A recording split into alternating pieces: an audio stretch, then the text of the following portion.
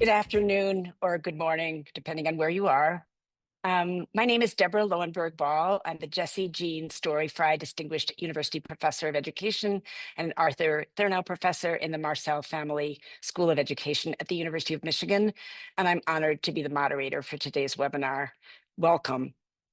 This event is part of a series that we've entitled Dear Colleagues.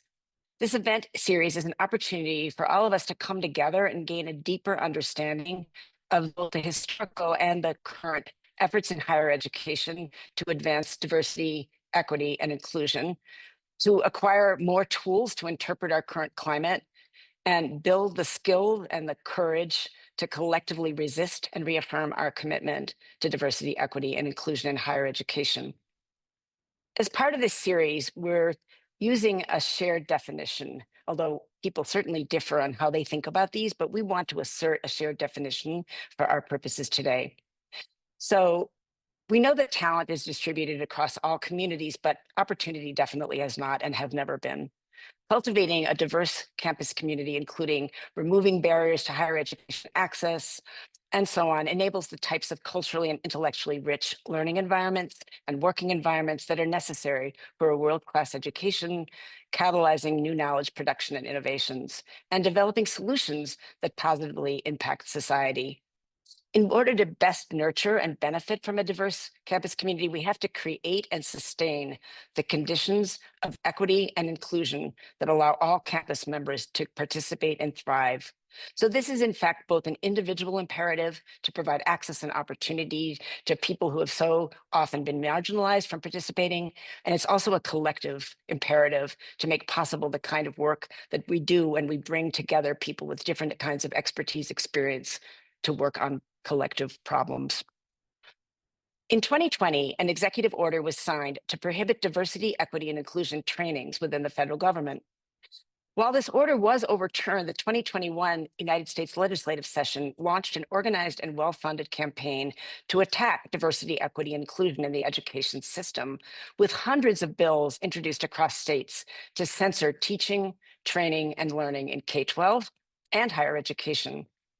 In less than 3 months in their current term, the Trump administration has now intensified the coordinated political and cultural attacks with additional executive orders and obscure directives targeting academic institutions.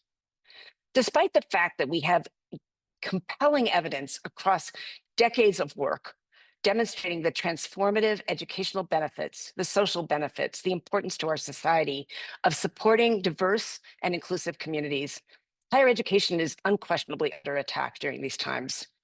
And what that has brought to mind for all of us is, what does it take to lead during these times?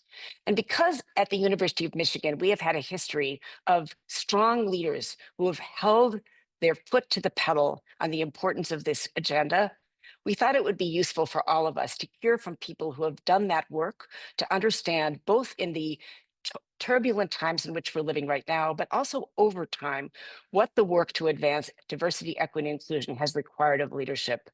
We think it's required bold and strategic practice across all levels of the university to keep our commitment to inclusive excellence going.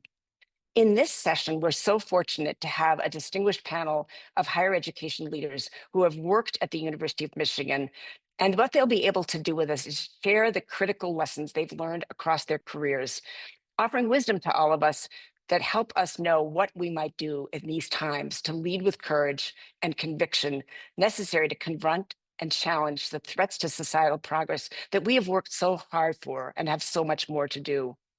Together, they will discuss the importance of leadership in continuing the fight to dismantle the long-standing systemic and structural inequities that have shaped U.S. higher education and, in fact, our society historically.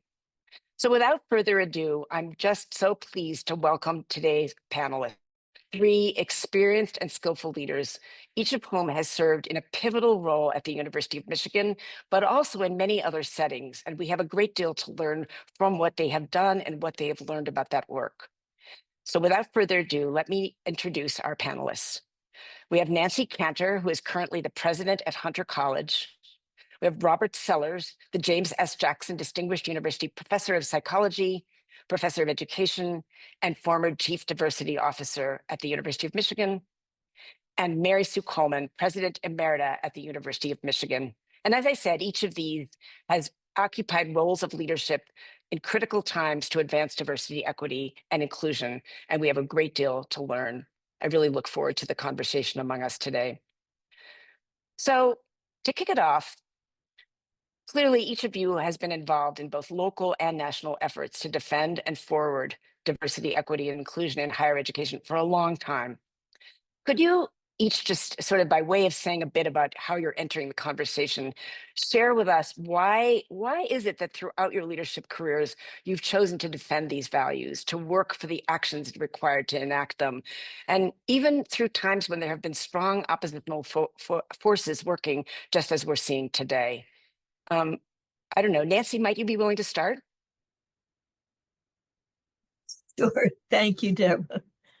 Well, I think for me, I come at it in two ways. One is the notion, and always have, the notion that universities are really public goods and that we need to be asking, what does the public need from us? Rather than what can we do for? What does it need from us? And we need to take our guide. And you have already mentioned what I see as what they need. I mean, that is the systemic oppression, if you will, the systemic barriers, what Gary Orfield calls the walls around opportunity, have been very pervasive over generations.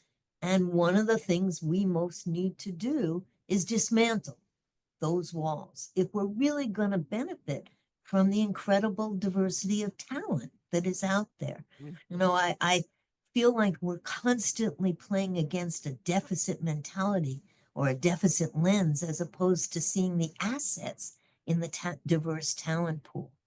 And so that's one piece. And then I come at it also as a social psychologist. We know, and you've mentioned that, Deborah, we know that in fact, as Scott Page says, there is a diversity bonus to be reaped. That is, teams, for example, with diverse lived experiences at the table, if they can relate to each other, and that's what universities need to teach, they produce better innovation. And that's what we're about. We're about producing better knowledge and better solutions for society. And when I was provost at Michigan and we were putting together the affirmative action cases with Grutter and Grants, it was very clear that the educational benefits of diversity for everybody was on the table. We had all those wonderful amicus briefs from the military, for example, saying how important it was to have a diverse talent pool in leadership as well as in the enlisted. So I think there's lots of evidence. We know we need, what a social psychologist would say is, we can't be solo representatives. We need critical mass. And that's why we really need to think about DEI and all its ramifications. Mary Sue, do you want to take that up? Sure. Thanks so much for inviting me to be part of this. My views were developed very early in life when I was a child in the 4th to 6th grades, and we lived in South Georgia.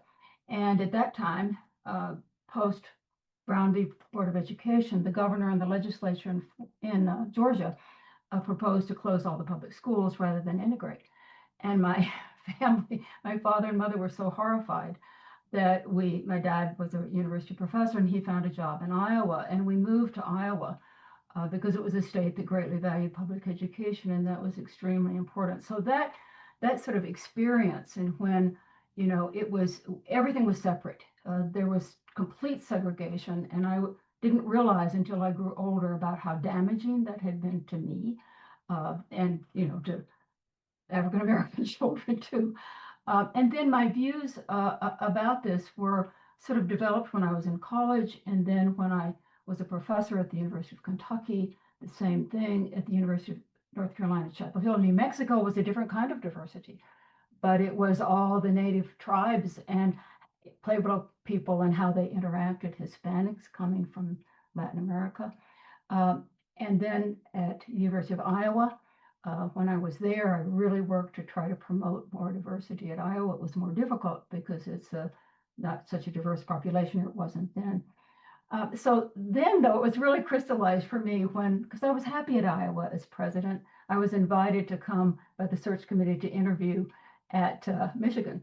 And I admired so much the heroic efforts of Michigan in defending affirmative action, taking this on when no other university would be willing to do it. Michigan did it. And I was impressed with the academic prowess of the institution. But the real kicker for me was when I was in the search committee, and they were questioning me for about an hour on all sorts of things. And they finally turned to me and said, "Do you have any questions for us?"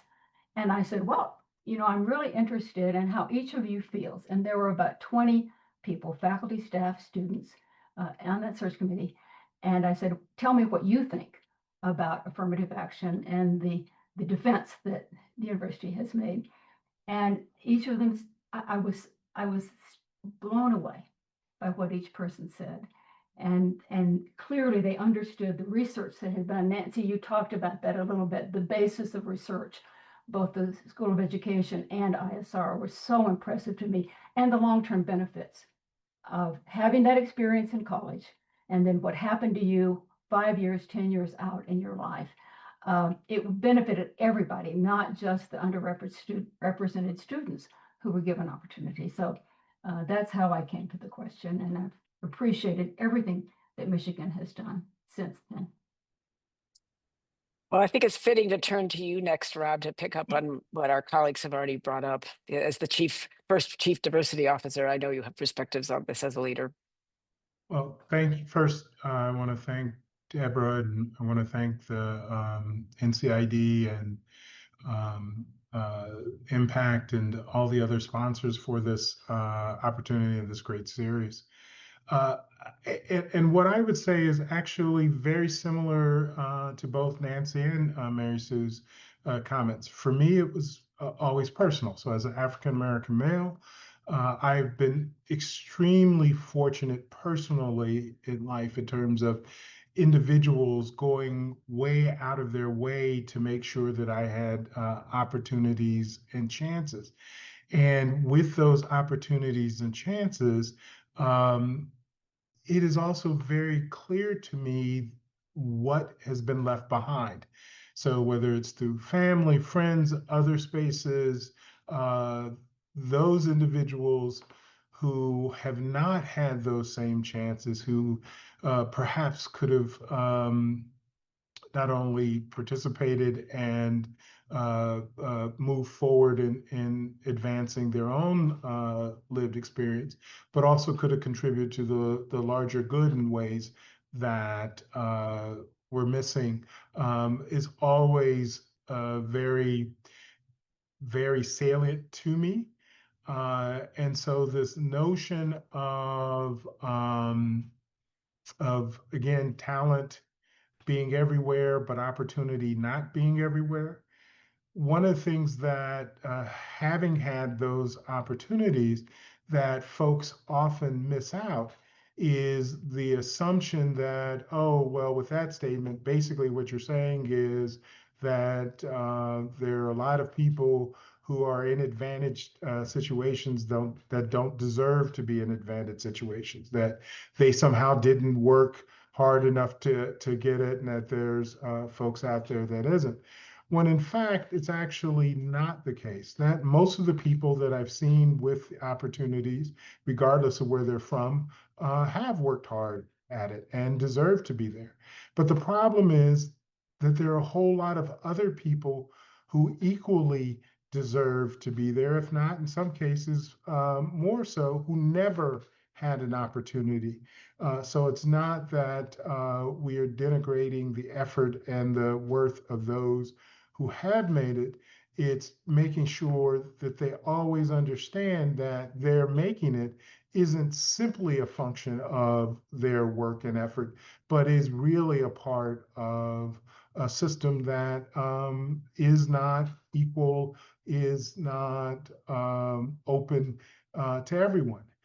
And so from the diversity, equity, and inclusion perspective, one of the things that became really important was also understanding that not only is that have a negative impact and is extremely detrimental and problematic to those who don't have the opportunities, but it is extremely important and detrimental to all of us.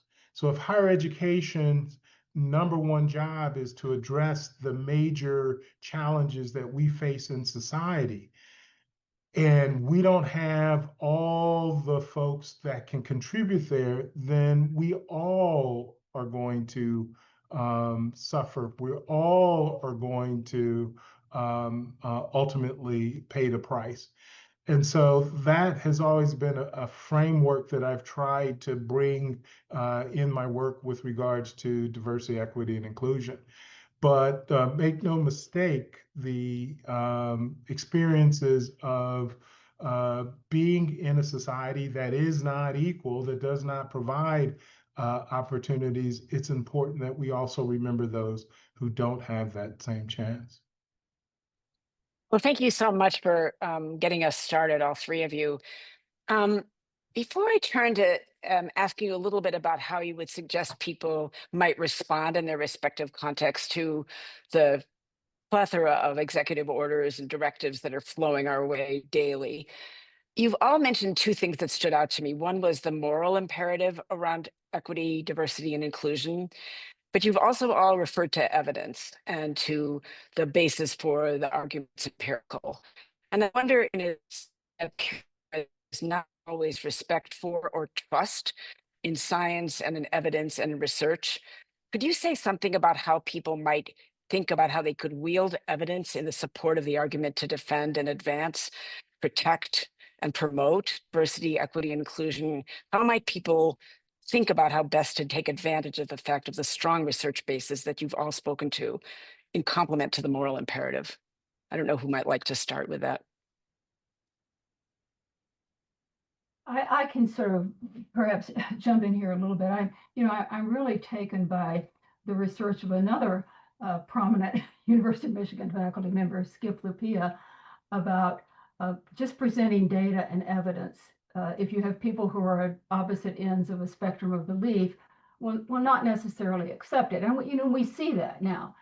So the thing is to work on shared values. It's to try to figure out a way. How can we find a shared value here, even if we disagree on the way to get there? And so, certainly evidence of providing opportunity for children who come from the background of limited opportunity, we can look at the results of how prominent that is. But, is there something about caring for young people, caring for children, for something? And I don't have the answers here. I don't believe I have the answers, but I think listening and sort of expanding that sort of arena of thought might be helpful. And Nancy surely is a social psychologist. I mean, both you and Rob probably think about these issues. I was just about it. Yeah, I was just going to jump in with exactly that. I think one of the things we often forget is how to tell the local story, how to get the narratives out there, how to turn our evidence into the local story. So, Mary Sue, when you said, children, and, I've been thinking so hard these days about, do a lot of work on immigration. And I've been thinking how important it is for us to get the stories out. In the first Trump administration, when he put the Muslim travel ban in, at Rutgers University, Newark, where I was, the Newest Americans Project did this whole digital platform about the stories of the newest Americans who were our students. It was so compelling in terms of getting the idea across about the diverse lived experiences and how rich they are and how important they are. And now I keep thinking about how do we get across that every time they do a stop order grant on a grant on disabilities, we are losing pieces of the talent pool. But the only way to do that is to bring people together around common experiences, as Mary Sue said. I mean, so for example, the ADA legislation was passed very easily because many families are touched by issues of disability. So if we go back to the raw experience, if you will, of individuals on the ground and unpack our data around that, I think it makes a big difference. The stop order grants on cancer research right now are having huge effects. the stop orders on rural toxins in rural communities and how they're affecting children are having huge effects. And I think we just have to get those narratives out there. It also makes university research less abstract for people and really brings a variety of partners together. And I think we all need partners in this. And I think it's important to also recognize that this isn't happened by accident, or this isn't just normal disagreements with folks. Again, you're talking about individuals who are extremely well funded, who are very knowledgeable, who are very intentional with regards to the attacks on various organizations. So, for example, the attack on DEI, you can see the game plan started off with the attacks on critical, CRT, critical race theory, where again, you define something in a way that has nothing to do with the way it actually is, but if you define it enough and you tie it to perhaps the most, the strongest psychological motivation, which is the us versus them, and then you frame and make salient the us and make salient who the them are. And then you go and create all kinds of lies, all kinds of stories. You make very clear that you're not safe. And these are the people that are making you not safe. Because one of the things that history has taught us is that we will always trade other people's rights for our own safety. And so by raising the concerns and the fears, you've created an us versus them. And we've told you exactly who the they are. And people time and time again react in those particular ways. And so and then nuance becomes our enemy. So when you're dealing with us versus them, safety issues, nuance goes away very quickly. And so our responses have to take into consideration the fact that we're not just dealing with what we as academics are used to, which is differences in opinions and the idea that evidence should automatically win, and we should be able to have a conversation, and the goal is ultimately to get it right. This is a different game plan. This is absolutely has different rules and requires different responses. Well, I think as you've all mentioned, this battle has been going on for a long time. The resistance to this is not new. Just even in the last 3 years, we've seen an intensification, but certainly in the last 3 months, we've seen an extraordinary uptick in efforts to battle and dismantle, efforts to advance diversity, equity, inclusion. And I think what the people who are participating in our webinar today really want an opportunity to learn from you as leaders whom we know and respect as having worked on this across time. What advice do you have as efforts to dismantle and discredit diversity and equity inclusion across student services, research, teaching, all aspects of higher education? What is some of your advice you'd have for people across the settings who are watching today and listening to this? What can people be doing? What suggestions do you have? What have you learned?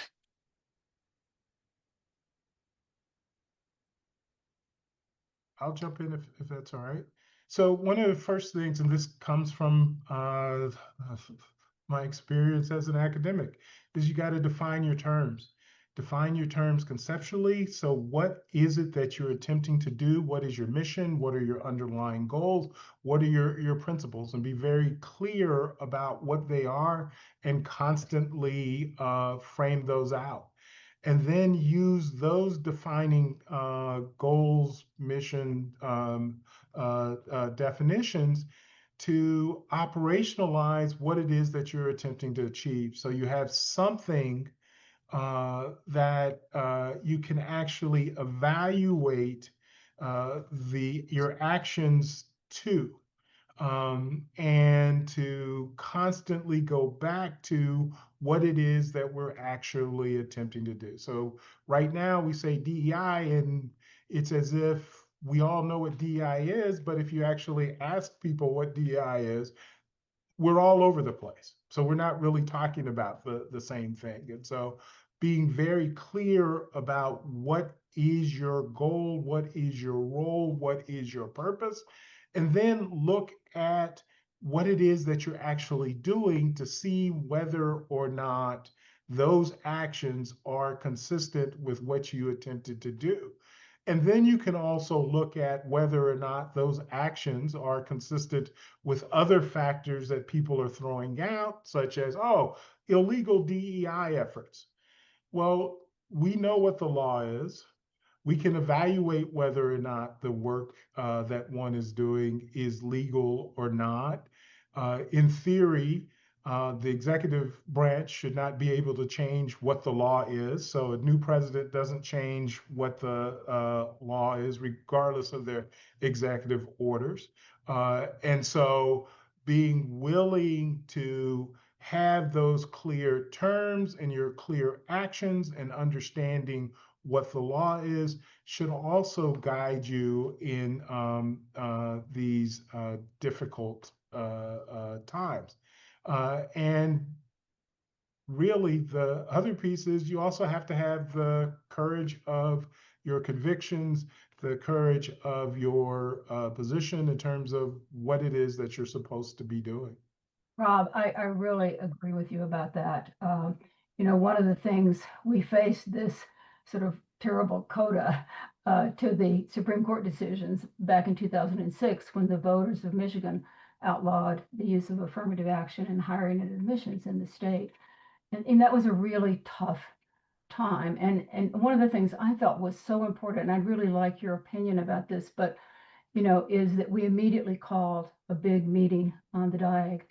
And we had my team was there, we spoke, our point was to help the community grieve about what had happened. And it was really important for us to say that and to say, okay, we have to follow the law. We're not going to break the law, but we're going to create something called diversity blueprints, where we tried and we get a lot of, community input. Groups were together to try to figure out what to do. How can we keep the value? This is about the value of the institution. It's about the mission of the institution. It goes beyond just some words that we're using, and the demonization of DEI. I mean, affirmative action was demonized. Well, this is being demonized, and so we have to stick to our core values. We have to promote it. And we have to do the best that we can. And with constant, I think leaders of the institution need to be out there talking about this, working with people, helping us get through and do what we can. Now, sadly, and I hope you agree with me, maybe you don't, but there are no good proxies for race. They're just not. I'm sorry. There are no race neutral methods to get to where we need to be as a society. Okay, let's recognize it. That's a problem. We're not going to give up. We're going to keep trying within the law to do the things that we have to do. So I just and what you were saying. I completely agree with both of you, and I guess I just want to add the notion that we have to have collective action. We have to have a shared equity leadership model, as Adriana Kaysart talks about it. We can't just, yes, we as leaders absolutely have to be out there. I totally agree with Mary Sue, and we always are. But we also need the collective, because we need people to really come together in different positionalities. I mean, I always remember when Abby Stewart was putting together the advance grant for women in STEM, at Michigan, and got a whole bunch of change agents, if you will, senior faculty with positions across different departments who could really speak to this, who could really come forward and could risk coming forward. And as leaders, we have to be willing to risk it, but we also need it to be spread throughout. So I'm not a fan of thinking that it's only in one place. And you weren't saying that, but you know, when you gathered on the diag, Mary Sue, that's exactly it. You had the force of the collective there. When we're working now nationally on immigration, we have to have all kinds of institutions tell the stories of their immigrant origin students and have people really understand that. So I think we sometimes get into this thing of the lone voice that is going to make the difference. And I really think it's just critical that, you know, we're so used to in higher ed being competitors as opposed to collaborators. And I also think we have to always do what I like to call a community of experts with and without pedigree. We have to listen to the voices on the ground outside the institution and bring them in. And, you know, the Kerner Commission more than 50 years ago said we all do better when we all do better. Well, what does that mean? How do we tell that story and get people really around it? But as both Robin and Mary Sue have said, we cannot flinch from our core values. DEI, whatever you want to call it, that's who we are as institutions. I mean, Hunter College was founded by an Irish immigrant who was forced out because he wanted to educate women. And he founded an institution to educate women because they weren't being educated anywhere else. I can't turn around and erase words like diversity from the website. I mean, it's insane. It's who we are. And I think we have to tell those histories and those stories. And the other quick thing I would say is that we have to do it with some humility. So we have to do it knowing that it's going to be one step forward and 20 steps back, just as Mary Sue described what happened after we won the case and then we lost it in the state, right? So we can't just look and assume that it's done or we've done it. It's got to be a I think constant. this notion of our values, which you've all referred to, and what you just used the word unflinching commitment to this. I think you all three have spoken to that in one way or another. I mean, Mary Sue, you spoke with such passion a couple of minutes ago about how crucial this is, but saying this is who we are is such a strong statement. And yet we're seeing throughout the country, DEI offices being closed, efforts being shuttered, name being erased, language being controlled. Many higher education leaders have remained silent or have what some people call prematurely capitulated to illegal orders. Given your unflinching commitment to this and your need for speaking out and sticking to it, your experience with that is part of why we invited you, because you have, as Michigan leaders, all done that.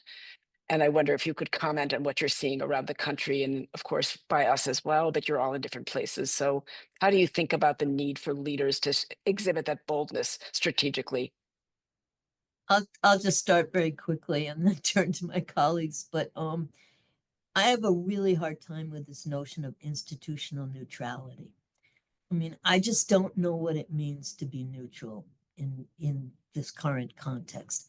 I get that we can't put out statements every time there are things happening in the world, but these are things that are touching every community our institutions are in. And I just don't see how we can be neutral. And I think we have to take the risk.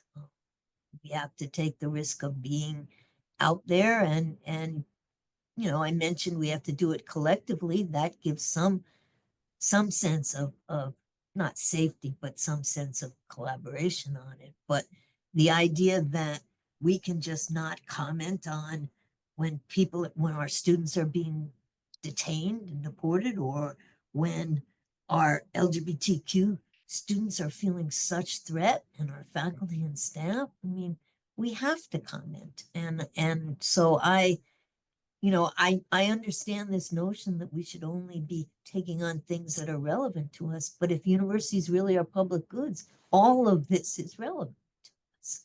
And I just think we can't We can neither check our individual identity at the door, nor should we check the institutional identity at the door. So Nancy, I think that collective action is really important here.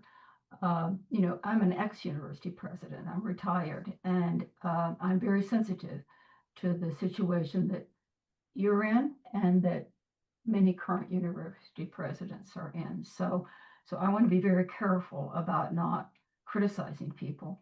But I do believe, and you're not, I mean, I know that, but I do think this getting together in groups, I'm part of a group of retired university presidents that, you know, we're trying to work together to do things. We had some articles in Fortune magazine, and we're going to try to be doing some more things to get out there and sort of say our, you know, we have values as institutions, and we have, we have missions, and we need to keep thinking about those as we think about higher education writ large in this country and how it's global leadership. I'm very worried. I know as many of you are about, just us abandoning prematurely our global prominence in higher education in the world because of the groundbreaking research that we do and student success and everything else.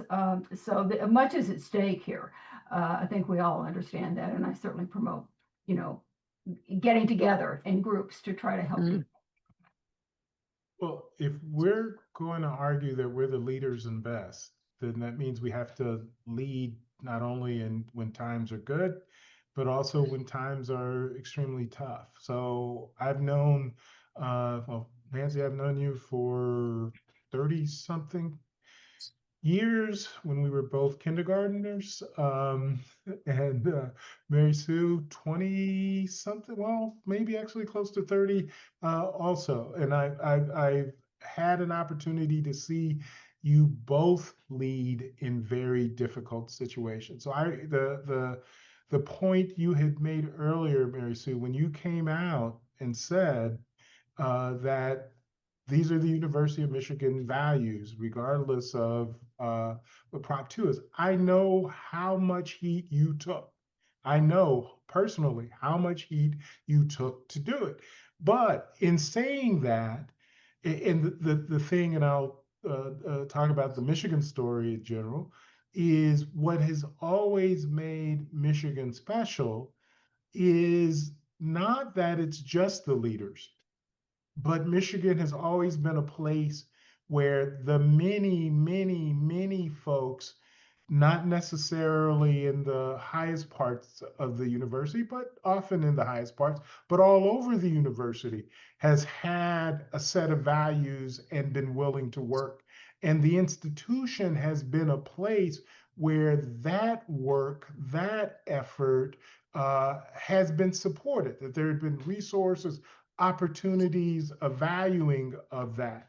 And what leadership can do that no other part of the university can do is say, this is who we are and this is where we're going.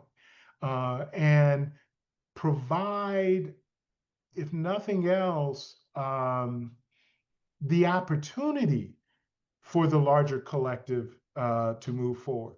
Or can send the signal that no, this isn't the place and that this work isn't valued anymore, and potentially shut down those particular efforts. So that's one place that leadership is extremely important and can only do. The other thing that I would say, and again, using you both as examples, is you have to be connected to the folks that you're supposedly leading. If you're not talking, if you're not connecting, if you're not with that larger community, you're not leading, you're just out for a walk. And you're also missing the fundamental point of DEI. It's not that you want to hear what you want to hear.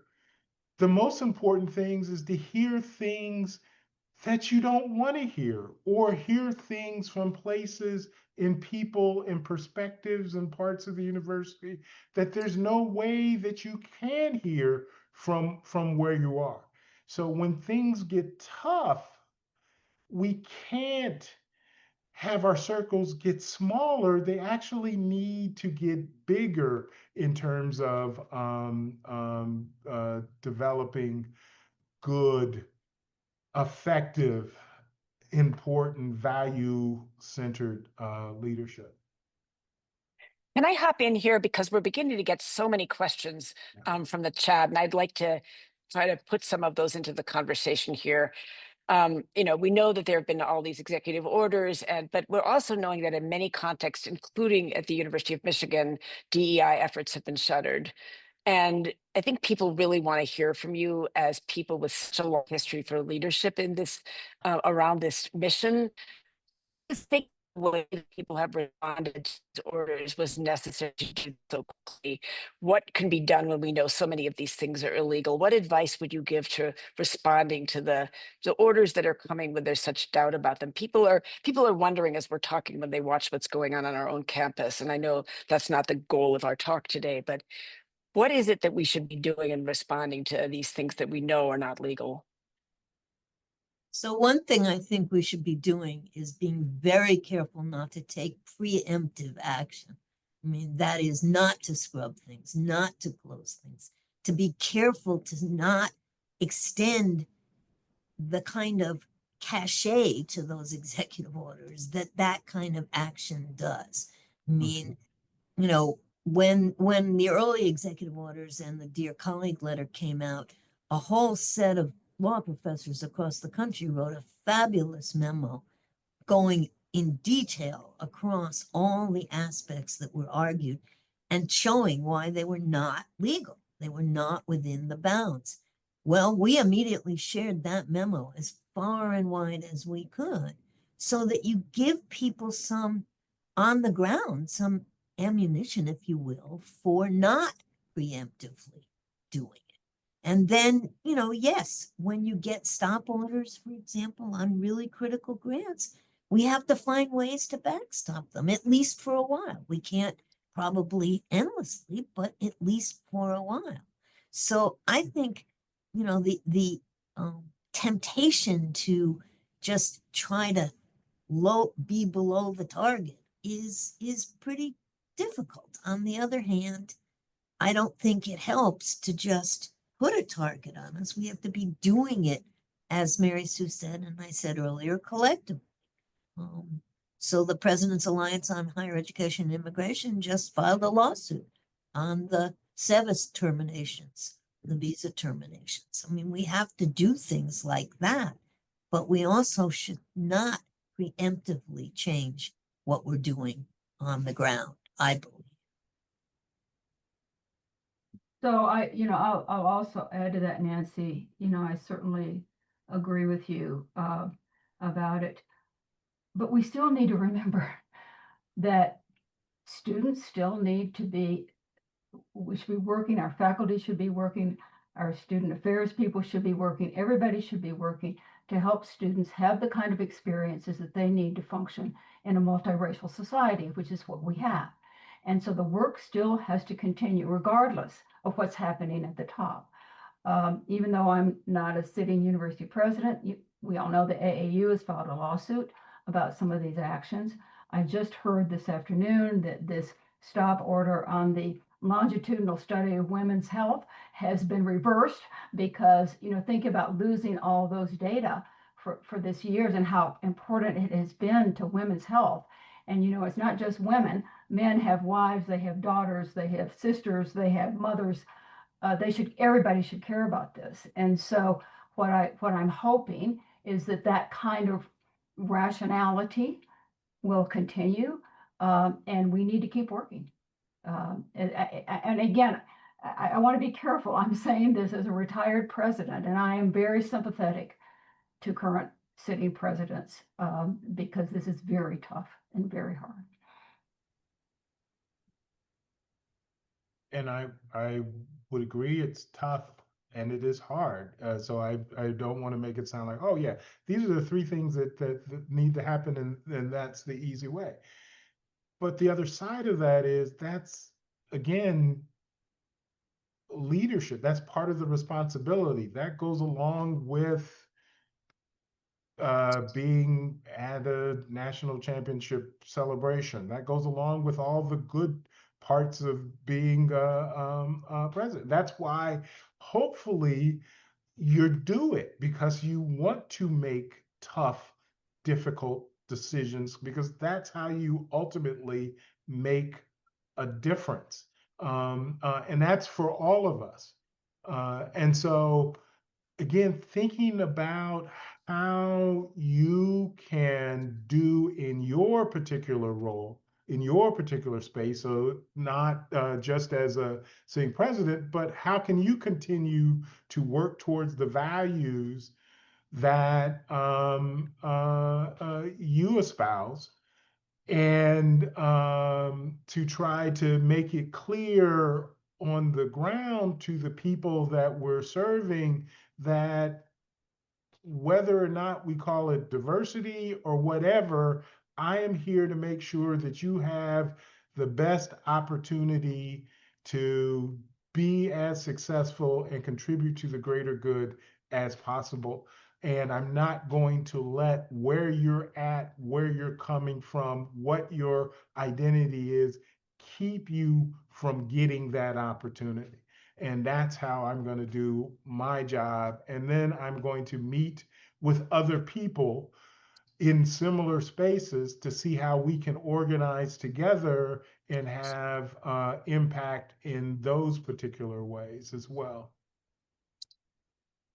We've been talking, and you've made some comments that the people who are listening appreciated about the need for leaders to, first of all, surround themselves with people who might push and might disagree, to get that into the leadership team, and also to be to connect faculty and staff and students. But another thing that I know that you've each done is that universities aren't run only by the academic leadership and faculty governance, but also by boards.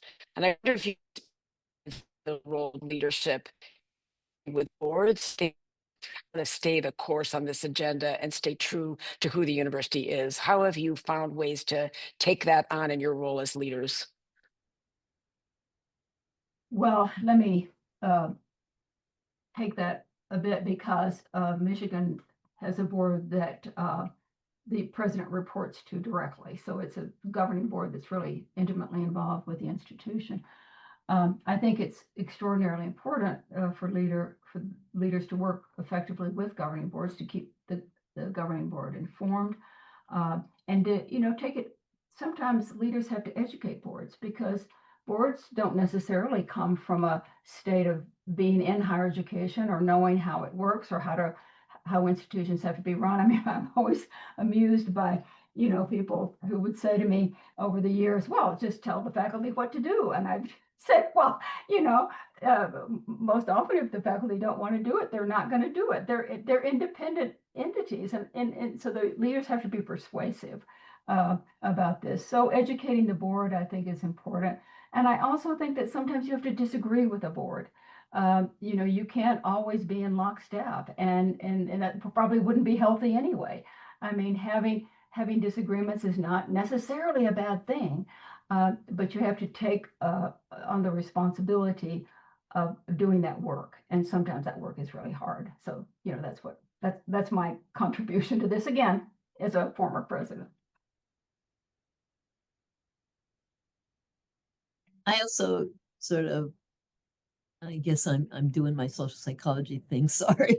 I also I kind of want to bring in the notion that we sometimes are prey to what we call the fundamental attribution error. We just think it's all about the person. It's all about being able to do it yourself and to make the difference and to change the place. And having spent 3 years trying to take out a fake Indian mascot at the University of Illinois at Urbana-Champaign, I can tell you that we have to be humbled by context. And so boards are also part of institutional history and part of the contextual history. And we have to go into situations understanding and not assuming that if we just stick with our voice and our values, it will win out at the end.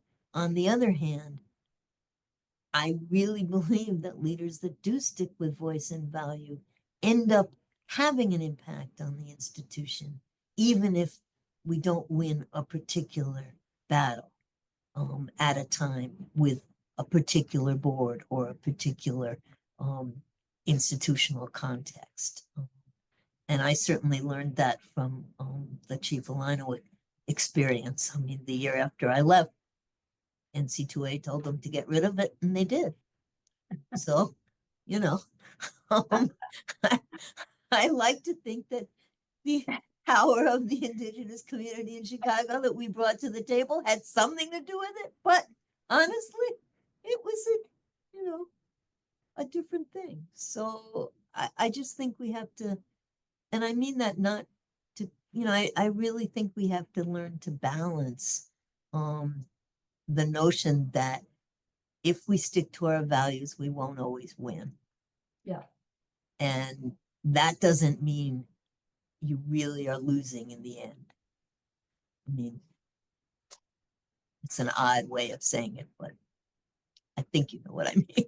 But what I would say, Nancy, is I don't think there's any way that that win happens if you had not stuck up for those values, and it costs you. That's the other thing, is it costs to be a leader trying to do the right thing when there's a lot of pressure to not do the right thing. And but again, part of the respect I'll just say personally that I have for you, and I know across the country, and again, same thing Mary Sue is, and most leaders is there a point that you're willing to say,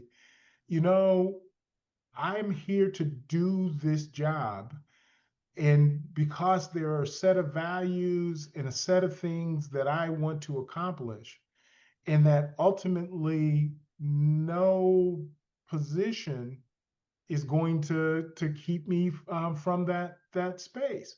And if it means losing a job, it means losing a job. Now, I'm not arguing, and again, it's easy for me to say this having not been a president, but we all do those jobs, or at least I hope we do the jobs, because we have a vision of what we want to see out of the institution that is consistent with our values. And we hope that our boards have similar kinds of visions, and you try to work with them to get to that place that makes a difference. But it can't be well, I just work for the board, and whatever the board says is exactly the way it's going to be, regardless of what is. Lots of stuff we do when we have bosses that we're willing to do that wouldn't be our choice, but it's got to always be in the context of a larger value system and vision. At least that's my personal perspective.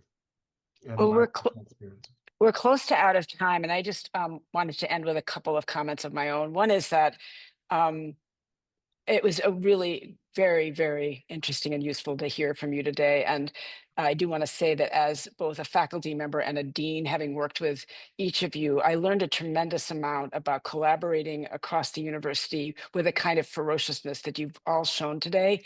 I worked with Rob on the EI 1.0 plan as a dean.